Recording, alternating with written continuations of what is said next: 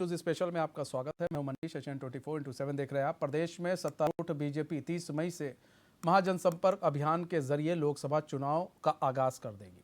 जून महीने में प्रधानमंत्री नरेंद्र मोदी, केंद्रीय गृह मंत्री अमित शाह, उत्तर प्रदेश के मुख्यमंत्री योगी आदित्यनाथ, पार्टी के राष्ट्रीय अध्यक्ष जेपी नड्डा में से कोई ना कोई सियासी महारथी लोकसभा क्षेत्र में जनसभा करेगा। इस अभियान में यूपी के सीएम योगी आदित्यनाथ का खासा रोल रहने वाला है, क्योंकि योगी का उत्तराखंड से भी संबंध है और योगी का खासा पसंद किया जाता है उत्तराखंड में। इसको देखते हुए भी योगी की चुनावी रैली राज्य सरकार के लिए भी खास मानी जा रही है।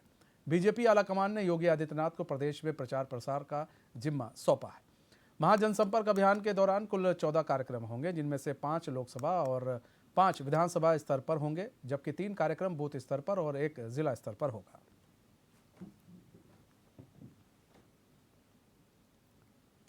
तो एक बड़ी जिम्मेदारी लोकसभा चुनाव में सीएम योगी आदित्यनाथ को दी जा सकती है।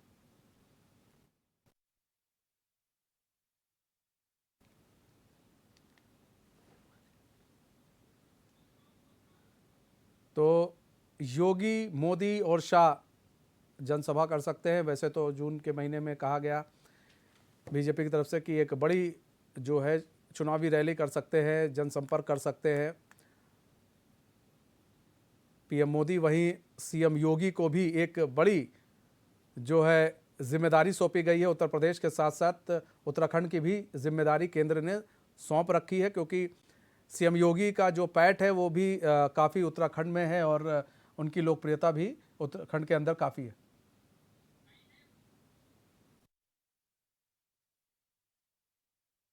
इसका मतलब कुल ये है कि आम आदमी तक जो केंद्र सरकार की उपलब्धियां हैं और जो केंद्र सरकार ने आम जनता के लिए सहयोग जो सुविधाएं दी हैं वो आम जनता तक पहुंचे। इसी उद्देश्य से सारे केंद्रीय मंत्री, राज्य के मंत्री एक जिसे कहते हैं संपर्क अभियान 1 महीने का चलाने का निर्णय पार्टी ने लिया और इस पर सब लोग काम करेंगे। हमारे साथ हमारे संवाददाता अस्करी जाफरी लाइव जुड़ चुके हैं। अस्करी, महाजनसंपर्क रैली निकाली जाएगी, इसमें पीएम और गृह मंत्री और सीएम योगी जो एक सबसे बड़ा चर्चा में नाम बना हुआ है, सीएम योगी का नाम है। केंद्र सरकार ने ये कहा जा रहा है कि केंद्र सरकार ने एक बड़ी जिम्मेदारी दे दी है सीएम योगी को, खासकर उत्तराखंड को लेकर एक नई जिम्मेदारी दी गई है। सूत्रों के हवाले से ऐसा खबर हमारे पास आ रही है और यह भी कहा गया है कि आपको यूपी तो देख रहे, साथ में लोकसभा चुनाव 2024 में उत्तराखंड में भी अपनी पैठ को और मजबूत करना है। इसके लिए ये जिम्मेदारी दी गई है ताकि कहीं पर अगर कुछ छूट रहा है तो उसे सीएम योगी के द्वारा मजबूत किया जाए।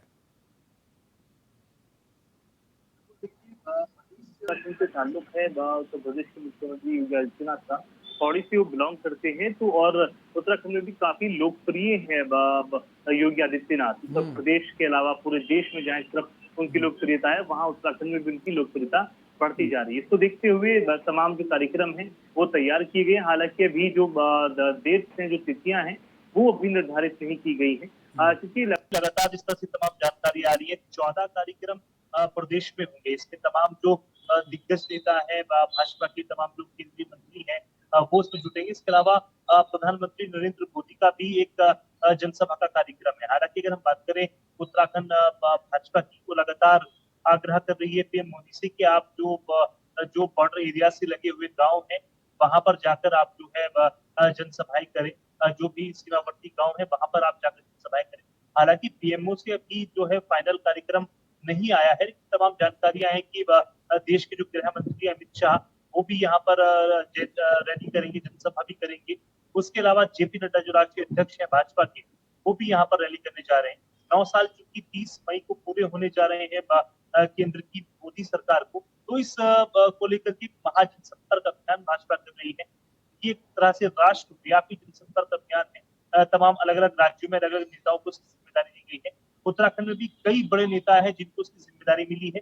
उसमें योगी आदित्यनाथ का नाम भी शीर्ष पर है और तमाम जो नेता है उनको अलग अलग जिम्मेदारी है। तमाम जो केंद्रीय मंत्री है वो पहले ही विजय कैबिनेट योजना के तहत कई मंत्री दौरा कर चुके हैं और अब जो है माना जा रहा है कि 30 मई के बाद जो है जो केंद्रीय मंत्री है उनके दौरे का जो दौर है वो शुरू हो जाएगा और तमाम मंत्री यहाँ पर आएंगे और 9 साल की उपलब्धियों के बारे में जनता को बताएंगे। हम्म। क्योंकि इसमें जिस तरह से अभी प्रदेश कार्य समिति की बैठक भी हुई, 2 दिनों तक पूरा विचार विमर्श चला, मंथन चला, तो उसमें खास तौर से 3 बड़े उद्देश्यों के साथ भाजपा ने प्रदेश कार्य समिति की बैठक की थी। हैं। इसमें अगर हम बात करें जो 9 साल के का कामकाज है, वो जनता को बताना सबसे पहली प्राथमिकताओं में से एक है। 9 सालों में क्या किया है?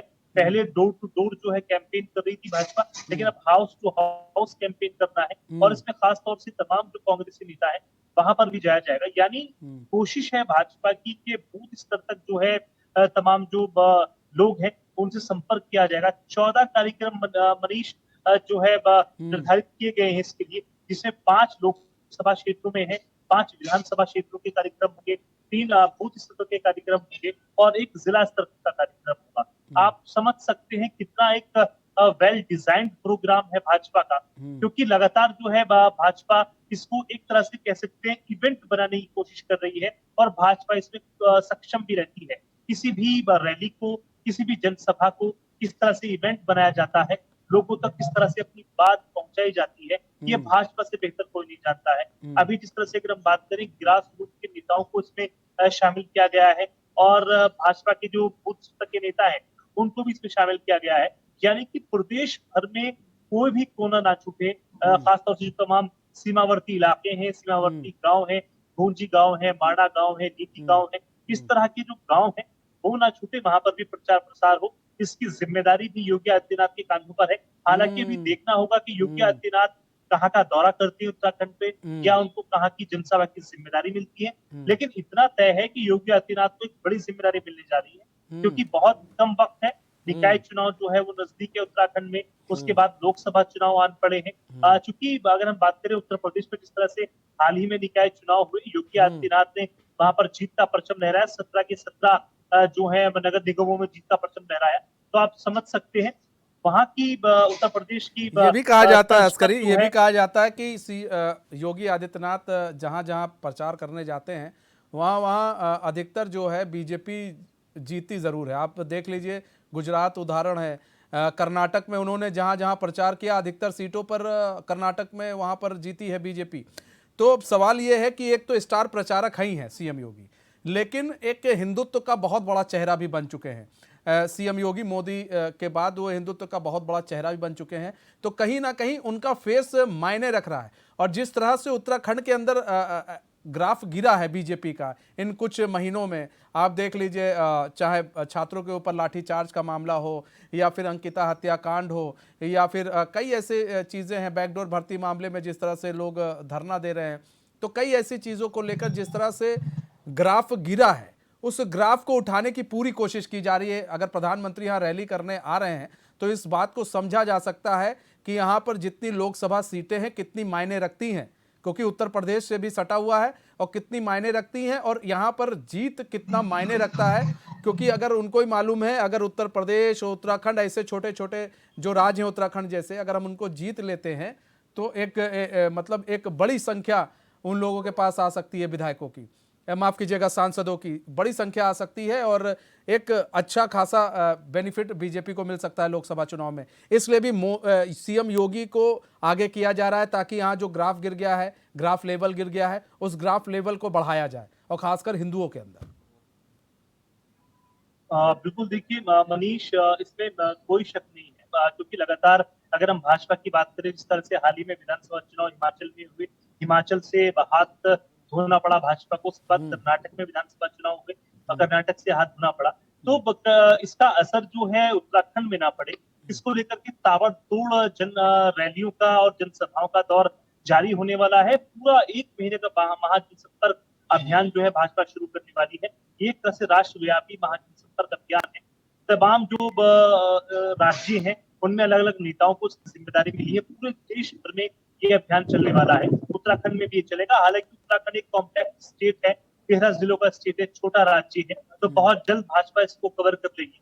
क्योंकि अभी तक 5 सीटों की अगर हम बात करें, अगर हम राजनीतिक दृष्टिकोण से बात करें, तो कहीं ना कहीं जो माहौल है वो भाजपा के हक में नजर आ रहा है।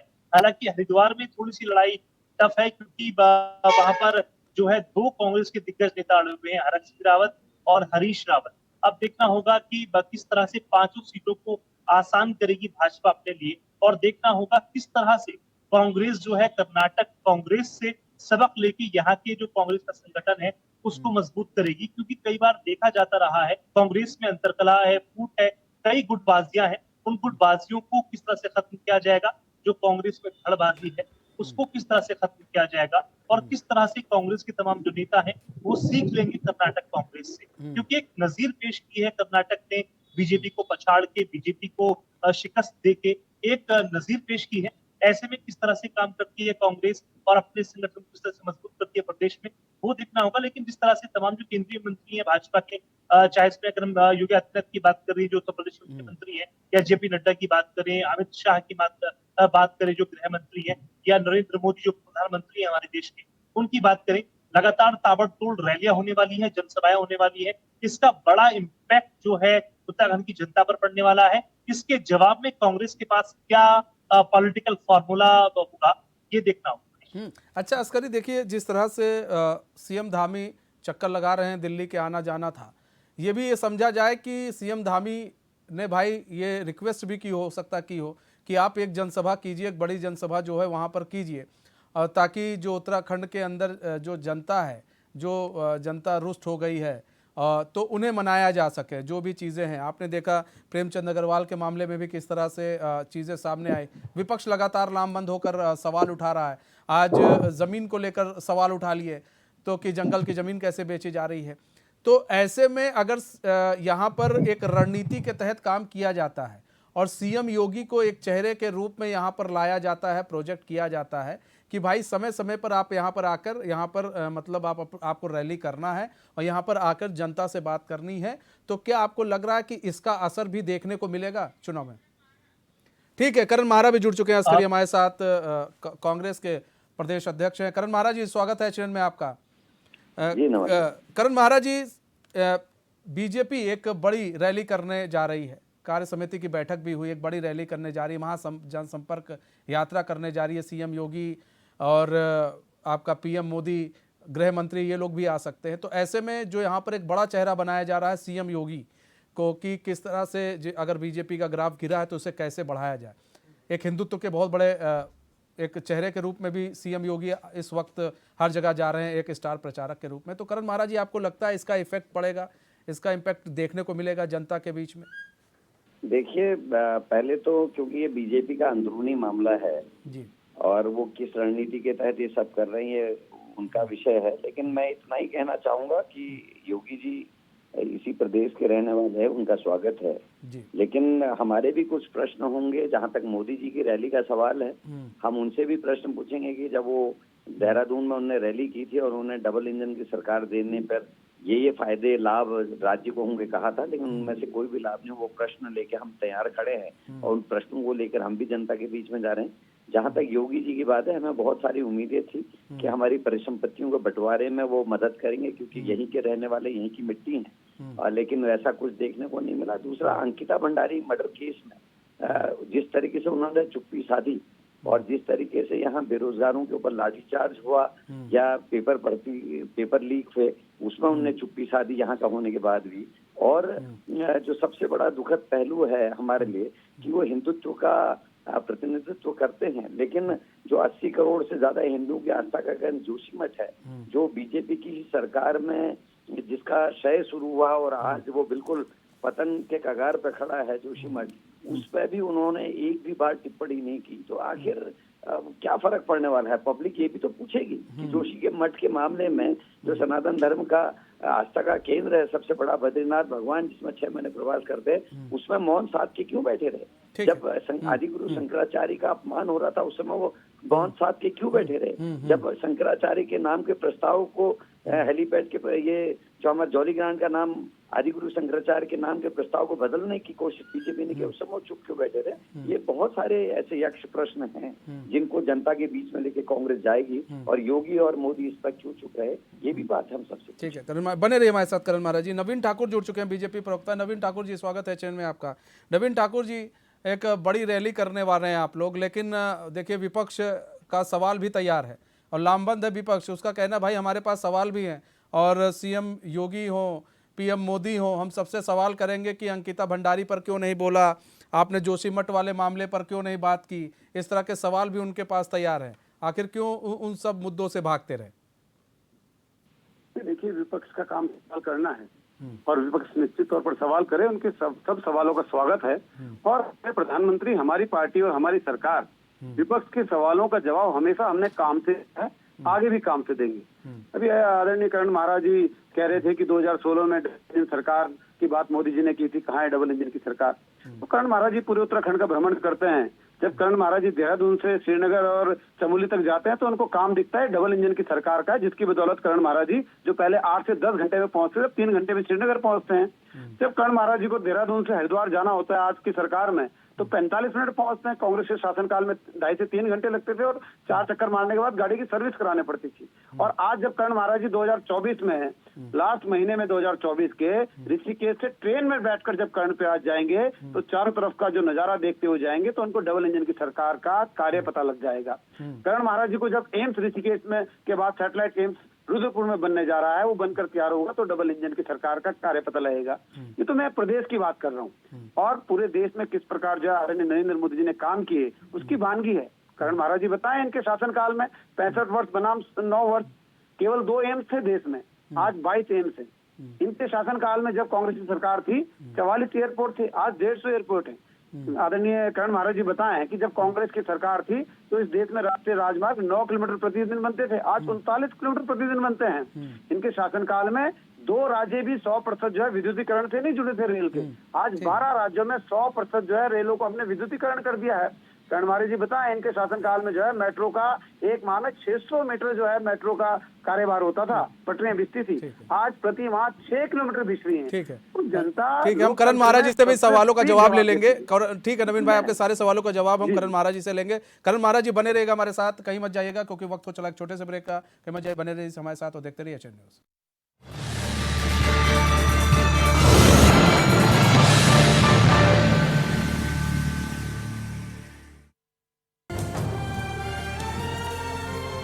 पहाड़ ही नहीं, हमारी पहचान भी है। HNN 24/7, जुनून सच दिखाने का। देवभूमि प्राकृतिक सुंदरता और प्राचीन विरासत को समेटे विश्व के लिए अध्यात्म और शांति का प्रतीक है, जहां जीवन में सांस्कृतिक मूल्यों और नैतिकता का बड़ा महत्व है। रामनगर में राज्य की पहली G20 बैठक के सफल आयोजन के बाद अब पवित्र नगरी ऋषिकेश में होगा G20 की एंटी करप्शन वर्किंग ग्रुप की बैठक का आयोजन, जहां G20 समूह के सभी देशों के प्रतिनिधि करेंगे शिरकत। उत्तराखंड सरकार ने प्रदेश में सुशासन सुनिश्चित करने के लिए अनेक कदम उठाए हैं। अपनी सरकार पोर्टल के माध्यम से सरकार से मिलने वाली 427 सेवाएं अब लोगों को घर बैठे आसानी से मोबाइल पर उपलब्ध हो रही हैं। भ्रष्टाचार को जड़ से उखाड़ फेंकने के लिए सख्त नकल विरोधी कानून से पारदर्शिता और जवाबदेही का माहौल बना है। गवर्नमेंट ई मार्केट प्लेस से सरकारी खरीद में पारदर्शिता आई है। सरकार की कोशिशों का नतीजा है कि राज्य में व्यापार के लिए अनुकूल वातावरण तैयार हुआ है। ईज ऑफ डूइंग बिजनेस में अग्रणी राज्य उत्तराखंड घरेलू एवं अंतर्राष्ट्रीय उद्यमियों की पसंद बनकर उभर रहा है। नागरिकों के हितों को ध्यान में रखते हुए शिकायत समाधान प्रणाली को भी मजबूत बनाया गया है। मुख्यमंत्री हेल्पलाइन 1905 नागरिकों को सीधे राज्य सरकार के साथ संपर्क स्थापित करने और समय पर समाधान प्राप्त करने की सुविधा प्रदान करती है। उत्तराखंड में भ्रष्टाचार से जुड़ी शिकायतों का त्वरित और प्रभावी तरीके से निवारण हो रहा है। भ्रष्टाचार मुक्त उत्तराखंड ऐप 1064 से नागरिक भ्रष्टाचार संबंधित शिकायतें सीधे अधिकारियों के पास दर्ज करा सकते हैं। उत्तराखंड सरकार और राज्यवासी G20 सम्मेलन में भाग लेने आए सभी डेलीगेट्स का स्वागत और अभिनंदन करते हैं।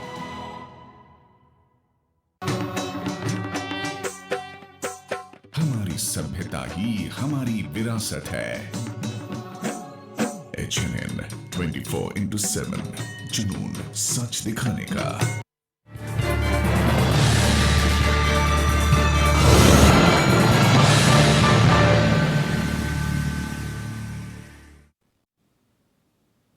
ब्रेक के बाद फिर स्वागत है आपका। तो आपको बता दें कि बीजेपी एक अभियान, एक जनसंपर्क करने वाली है और इस जून के महीने में, और इस वक्त आपको बता दें सभी लोग जो है वो जुड़े रहेंगे। उसमें पीएम मोदी भी आएंगे, सीएम योगी भी आएंगे और गृह मंत्री भी आ सकते हैं। तो ऐसे में कहा जा रहा है कि बीजेपी का अगर जो ग्राफ नीचे गिर गया है उस ग्राफ को भी उठाने की पूरी कोशिश की जाएगी। हमारे साथ हमारे मेहमान भी जुड़े हुए हैं। करण महाराज, ये तमाम तरह के सवाल जो है नवीन ठाकुर ने आपसे किए हैं, उन सवालों का हम जवाब चाहेंगे। और एक छोटा सा सवाल ये भी है करण महाराज जी कि ये जो महाजनसंपर्क रैली होगी, इससे क्या आने वाले 24 के लोकसभा चुनाव में कुछ असर पड़ता हुआ दिख रहा है आपको? निश्चित ही हमको इसका लाभ होगा, क्योंकि जो एक्सपोर्ट शहर हैं वो अगर आएंगे तो उसका फायदा होगा। और नवीन ठाकुर जी का मैं स्वागत करता हूं, उन्होंने बहुत अच्छी बातें करी और मुझे खुशी हुई कि पहली बार किसी चैनल में मैं किसी बीजेपी के प्रवक्ता को विकास की बातें करते हुए सुन रहा हूँ। नहीं तो हिंदू मुसलमान के नैरेटिव के अलावा इनके पास कुछ है नहीं। मस्जिद, मज़ारें और मदरसे के अलावा ये लोग बात नहीं करते। लेकिन ये पढ़े लिखे लग रहे हैं और इन्होंने अच्छी बातें की, लेकिन थोड़ा ज्ञान और बढ़ाने की आवश्यकता है। क्योंकि जिस रेलवे की ये बात कर रहे हैं, ये ए.के. एंटोनी के टाइम का प्रोजेक्ट है और वो अपने कार्यकाल में इसमें पैसा स्वीकृत करके गए थे, ये इनको याद होना चाहिए। ऑल वेदर रोड की जिसका ये पीठ ठोक के अपनी कर रहे हैं, जिसका पैसा कब स्वीकृत हुआ और ये योजना कब स्वीकृत हुई, नाम बदलने से योजना किसी की नहीं हो जाती। ये बिल्कुल वैसे ही हो गया जैसे वैष्णो देवी के लिए जो गुफा बनाई गई ऊपर जाने के लिए, वो सोनिया गांधी और मनमोहन सिंह जी का प्रोजेक्ट था, उन्होंने शुरू किया, उद्घाटन उसका नरेंद्र मोदी जी ने कर दिया। तो इसका मतलब ये नहीं हो गया कि वो प्रोजेक्ट नरेंद्र मोदी जी का था। तो इनको थोड़ा अपना ज्ञानवर्धन की आवश्यकता है। और जब देश आजाद हुआ, जब कांग्रेस के हाथ में देश आया, उस समय सुई तक इस देश में नहीं बनती थी। आधुनिक भारत का निर्माण कांग्रेस पार्टी के वरिष्ठ नेताओं ने किया और उसी के बदौलत इकोनॉमी पहुंची यहाँ तक। मनमोहन सिंह का जो स्वर्णिम काल था जिसमें इकोनॉमी काफी आगे गई, और वही धनराशि है जिसका लाभ उठाते हुए ये लोग कर रहे हैं। जिन एयरपोर्ट्स की बात अभी मेरा भाई कर रहा था, मैं पूछना चाहता हूँ कितने अडानी और अंबानी को कितने एयरपोर्ट्स बेच चुके हैं अभी तक, ये भी बताएं। कौन कौन सी ऐसी सरकारी संस्थाएं हैं जिनका प्राइवेटाइजेशन इन्होंने कर दिया? सभी कुछ तो बेच रहे हैं। देश में LIC के उस रिजर्व फंड को जिसको आज तक नहीं छेड़ा गया था, उसको आपने छेड़ने का काम कर दिया। तो ये अगर बहस होगी बहुत लंबी जाएगी। तो अच्छा है कि हम विकास पे बहस करें, लेकिन आपका भी ऐड मैं सुन रहा था बड़े गौर से, उसमें सरकार ने अपने पीठ थपथपाई लॉ एंड ऑर्डर पे। मैं पूछना चाहूंगा, क्राइम रिपोर्ट कहते हैं कि हर 24 घंटे में एक महिला का बलात्कार उत्तराखंड में हो रहा है। ये हमारी रिपोर्ट नहीं है, क्राइम की रिपोर्ट है। दूसरा मैं इनसे पूछना चाहता हूँ, ये राजधानी है देहरादून, यहाँ विपिन रावत को मारा जाता है, 9 दिन बाद उसकी मृत्यु हो जाती है अस्पताल में, अपराधी के खिलाफ कार्रवाई नहीं होती। जब करण मेहरा धरने में बैठता है तब अपराधी को पकड़ा जाता है। ये इनका क्राइम को कंट्रोल करने का तरीका है। पुरानी प्रधानमंत्री जो हमारे पूर्व प्रधानमंत्री VP सिंह जी की बहू नातिन जो है, वो घूम रही है FIR के लिए। आज उसने आरोप लगाया है कि मुख्यमंत्री के बहुत ही नजदीकी एक वरिष्ठ पुलिस अधिकारी के दबाव के कारण उनकी FIR नहीं जा रही, PMO तक मामला चले गया है। अंकिता मर्डर केस जो है आपके सामने है। हरिद्वार में आतंकवादी पकड़े गए, यूपी की पुलिस पकड़ी, उत्तराखंड की पुलिस को पता भी नहीं चल रहा है कि क्या हो रहा है करके।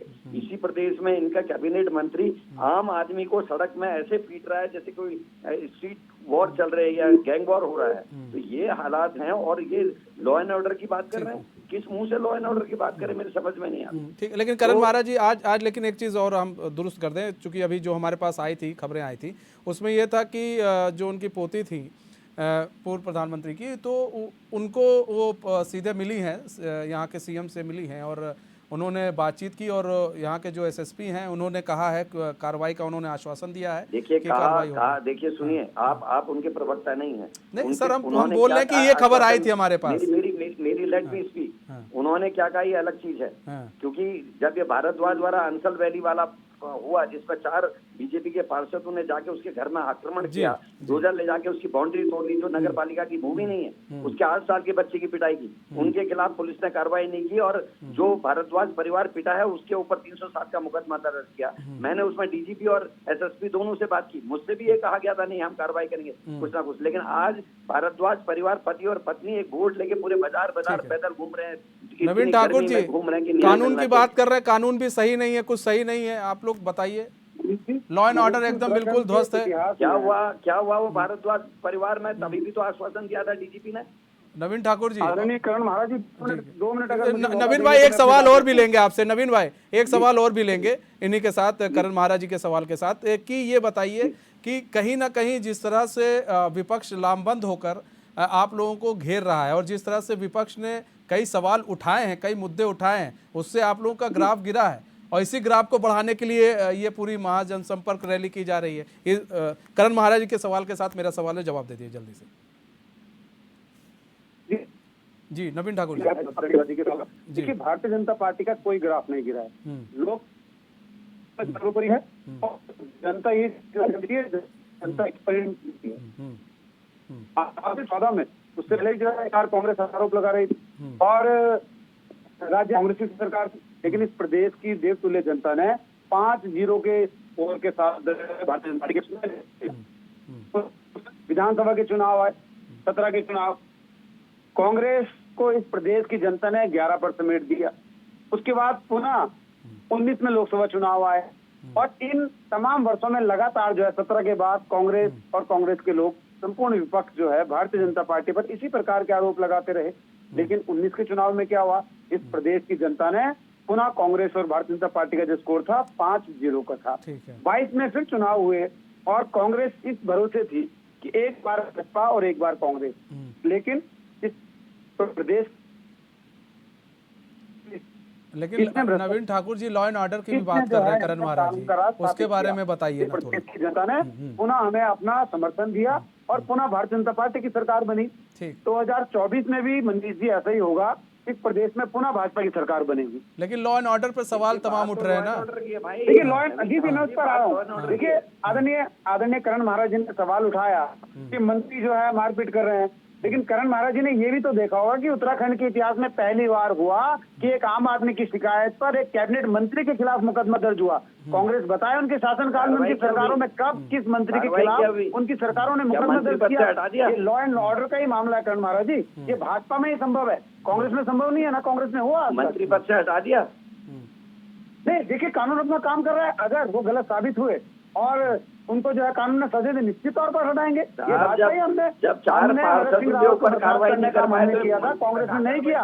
कांग्रेस कभी वो दम नहीं दिखा सकती जो दम भारतीय जनता पार्टी दिखाती है। ठीक है, बहुत बहुत धन्यवाद दोनों मेहमानों को हमारे साथ जुड़ने के लिए और अपना बहुमूल्य समय देने के लिए। तो हमारे इस खास पेशकश में बस इतना है, मुझे दीजिए इजाजत और खबरों के साथ बने रहने के लिए देखते रहिए एचएन न्यूज़। नमस्कार।